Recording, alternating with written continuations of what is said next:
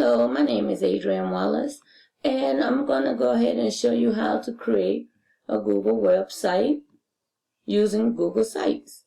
So the first thing you want to do is you just go to Google Sites. I'll show you right here. We'll go ahead and go to Google. And then once you get to Google, you're going to go to google.com, and then you go to Google Sites.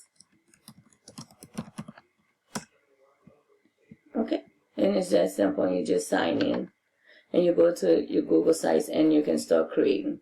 Well, I've already created one, so I'll show you this one. So this is all about my broadcasting class. I'm a broadcast technology teacher.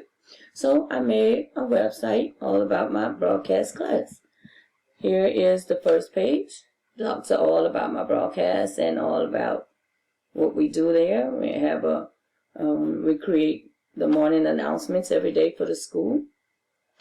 Then the next page is called All About Me because it's, guess what, all about me. And so there I am. And this page just talks about me as a broadcast technology teacher. And it just talks all about my class. And it talks about my background, my things I love to do, travel. Down here we have blog and email. So I also created a blog. I'll click on that. And that just takes you over to the blog that I created. And we'll take a look at that really quick. Take blog. And we go over to my blog. So he's redirecting us over to the blog. Here's my blog. All about broadcast technology. And I also created a wiki here. And this is just the wiki and what it's all about and how it helps educators. And I created another one, a blog about copyright. Important for educators to know about copyright in education. So that's my blog and my wikis. So let's go back to my website. I have a link here that takes me back to my website. And then we'll go over to my resources. And the first one is broadcast technology. So on this one, we're just going to go down and it takes me all to the different sites that I found that I thought were very helpful and informative regarding broadcast technology today and what's going on with it. So those are just some links and some sites, also some blogs that I created that I put there that you can go and take a look at. I also teach coding for the web, a web design class. So I have a page that I created just for that, and also have some links on here on different tutorials and places you can go to help the students play games and also learn at the very same time. And so then I have some games and videos, some links to those, coding for the web and some coding games. You know, kids love games and stuff, so they're learning as they code. So those are pretty neat. I have a few of those there. And then lastly on this one is the Web 2.0. And on the Web 2.0, you go down. It's telling you all about the different things about the web. One of the sites here is Dago. I'm not sure if you're familiar with Dago. Very good site. I really like Dago. You can bookmark all your websites there. Okay, the next one is my personal preferences, my classroom resources, things that I use in the classroom, digital camera, Final Cut Pro, which is a software, things like that. That's my personal preferences. Then we have our technology projects. My first one is the digital story. And this is just all about me and my journey through sickle cell. And a friend of mine, both of us had it. And we journeyed through sickle cell, going through the stem cell transplant. You can go back and watch that at any time if you would like, if you're interested.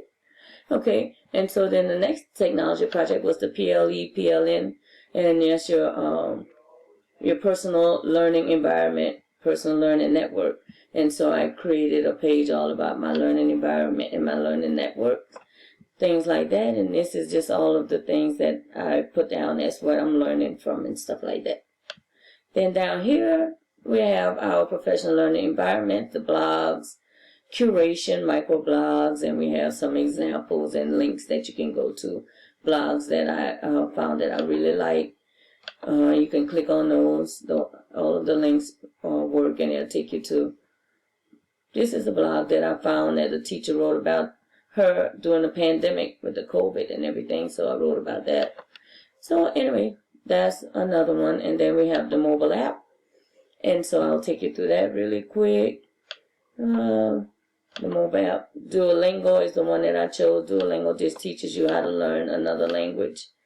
And basically I did a slideshow all about the Duolingo, and you can just click through here and go through the slide. Tells you all about how to create. And this is a great software tool for your students as well. And if they want to learn another language, I thought it was pretty fun. And then the next page I have here under my projects is videos and podcasts. Let's take a look at that really quick. If I can get to it. Technology, mobile app. We did the mobile app. I'm going to go to videos and podcasts real quick. Okay. So this is just my videos and podcasts that I created.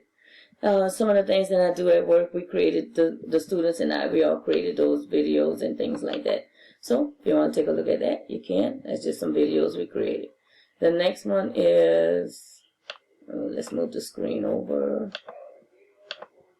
The next one is,